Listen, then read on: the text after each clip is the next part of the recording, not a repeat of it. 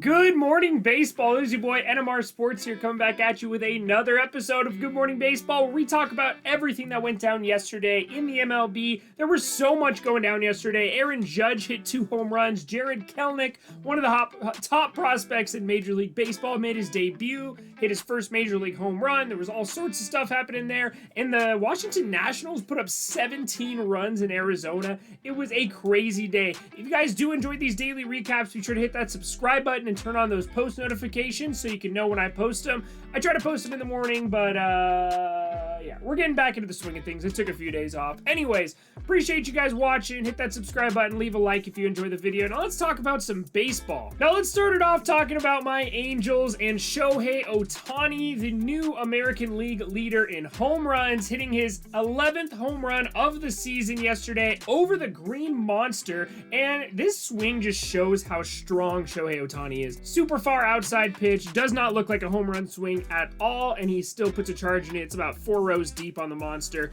So huge day for Shohei Ohtani at the plate. Unfortunately, it wasn't enough. Tony Watson, who's been the best reliever in my opinion for the Angels this year, he actually came in and blew this, not even the save, he blew the hold, giving up a 2-run homer to Bobby Dalbec. Bobby Dalbec absolutely murdered this baseball, so it's a tough loss for the Angels, man. We've been on an absolute skid. Still not the worst team in baseball. I got to take another jab at the Twins, who still only have 12 wins on the year.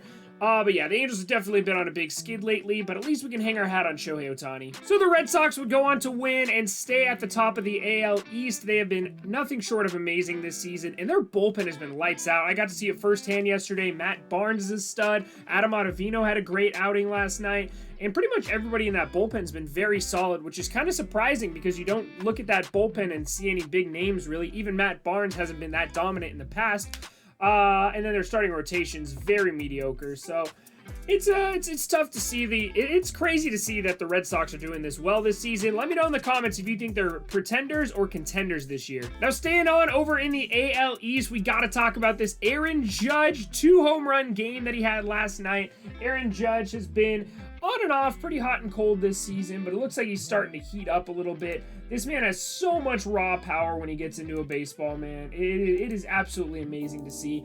So Aaron Judge doing very well lately. Giancarlo Stanton's been very hot lately. And Corey Kluber with a pretty decent start on the mound as well. He went 6 innings pitched, 7 hits, 4 earned runs, 6 strikeouts, keeps that ERA below 4, and gets his 3rd win of the season.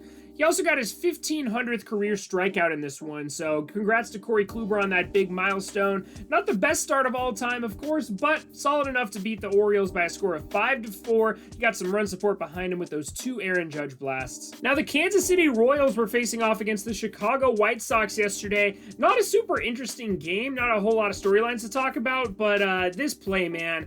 Jose Abreu was charging in to catch, maybe help Yasmani Grandal catch this pop-up to the catcher in between that first baseline, and Hunter Dozier just started sprinting out of the box, and while he was trying to avoid Yasmani Grandal, he ran head first into Jose Abreu, a very scary collision. I haven't really gotten any updates on how they're doing right now, but it really looked bad. It kind of looked like a bad concussion or something like that. So prayers up for both of those guys, Hunter Dozier and Jose Abreu. Jose Abreu, obviously the MVP from last season, so that's a big blow to the White Sox after already losing Eloy Jimenez and Luis Robert. So that's going to be a huge blow to them if he's going to be out for too long. But that's just, it seems like such a stupid injury, man. Like, it's such a fluke coincidence because Jose Abreu was looking at the ball. Hunter Dozier was trying to get away from Yasmani Grandal, trying not to interfere with them.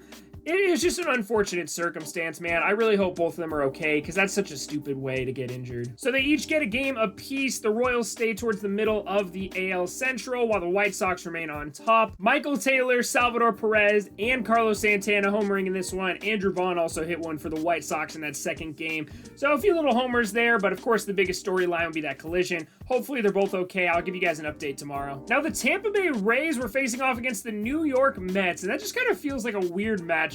Like, I don't know. I feel like I've never seen the Mets playing in Tropicana Field. Very weird look to this game. But anyways, this game was actually really, really good. It was a very close game. It ended up ending in extra innings on a Brett Phillips walk-off hit. Brett Phillips, of course, the legend from Game 6 of the World Series last year, or Game 5 of the World Series last year, I should say. And yeah, when he breaks out the airplane, you know it's over, man. Brett Phillips, Tampa Bay Rays legend. He really hasn't done much for the team, but the few things that he has done have been so monumental that it's been definitely a legend over there in Tampa. Tyler Glasnow also pitched an absolute gem in this one. 8 1/3, 8 innings pitched, 10 strikeouts, 5 hits allowed, 2 earned runs. Keeps that ERA at 2.35. Tyler Glasnow, definitely an AL Cy Young Award candidate this year. He is out there taking names every single start. 10 strikeouts on this one, and just been an absolute dominant pitcher this year for the Rays. Mike Zunino also hit a 450-foot moonshot in this one. In case you were wondering if Mike Zunino still had some pop in his bat, he always does. If you get that average up or something, you'd be such a good top-tier catcher, but every once in a while, I'll show you that flash of power, man. It always looks cool. Now, the Washington Nationals, I kind of teased this in the intro. They put up 17 runs yesterday against the Arizona Diamondbacks. Max Scherzer was on the mound in this one, and he tossed a gem as well. 5 innings pitched, didn't go super deep in this one, but they didn't need him to. 7 strikeouts on the day, 2 hits, only 1 walk, and of course, 0 earned runs. So he was dominant per usual, and his lineup was just going off, man. They put up 6 runs in the first inning on their road to that 17-run victory. Kyle Schwarber, Trey Turner, and Andrew Stevenson all hit home runs. It's really funny because Andrew Stevenson was actually a pinch runner for Victor Robles in this game, and he ended up hitting a home run as a pinch runner. He actually ended up going 2 for 3 with 3 runs scored and 3 RBIs. So Andrew Stevenson actually had a really good game in this one. So did everybody else, man. Josh Harrison went 3 for 7 in this one. Trey Turner went 2 for 5 with 3 RBIs. Kyle Schwarber went 3 for 4 with 2 RBIs and 2 runs scored. They all just had really good games. Josh Bell had a great game as well. So pretty much everybody in that offense was going crazy yesterday, and they end up winning the score of 17-2. David Peralta ended up on the mound in this one. That's how bad it got. So crazy game over there in Arizona. Hopefully the Diamondbacks can come back and not have that bad of a loss tomorrow. So we'll see what happens. Now the San Diego Padres were facing off against the St. Louis Cardinals, and this was kind of a rematch of that wild card series we had last year, you know, where San Diegans were going crazy in the streets, acting like they won the Super Bowl.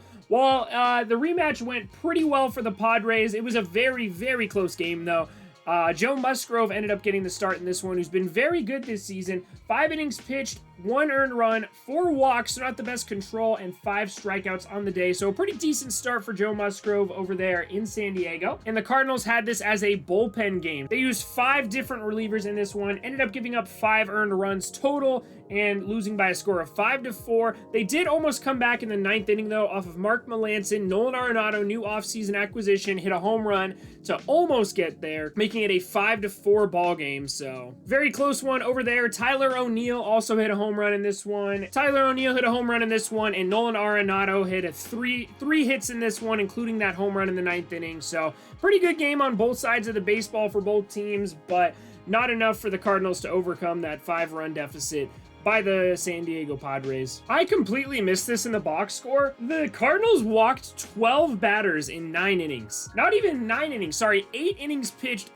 12 walks in this one. So the Cardinals had terrible command on the bump, and both teams would end up leaving double-digit runners on base. So very interesting one over there. Joe Musgrove, like I said, walked 4 batters, and the Cardinals ended up walking 12 in this one. So a lot of balls being thrown over there. The Cardinals had 10 hits, while the Padres only had 4 hits, but they ended up scoring 5 runs on those 4 hits because they had so many base runners due to the walks. So the Padres end up taking advantage of those walks and going on to win by a score of 5-4. Pretty good game over there. I'm excited for this series. It was a good wild card series last year, so it looks like it's going to be another good matchup this year. Now let's talk about the most exciting performance of the day, and that of course goes to Jarred Kelenic, hitting his first major league home run in this one. He had a very good game, putting up 3 extra base hits. He was an absolute monster over there in Seattle in front of the home crowd.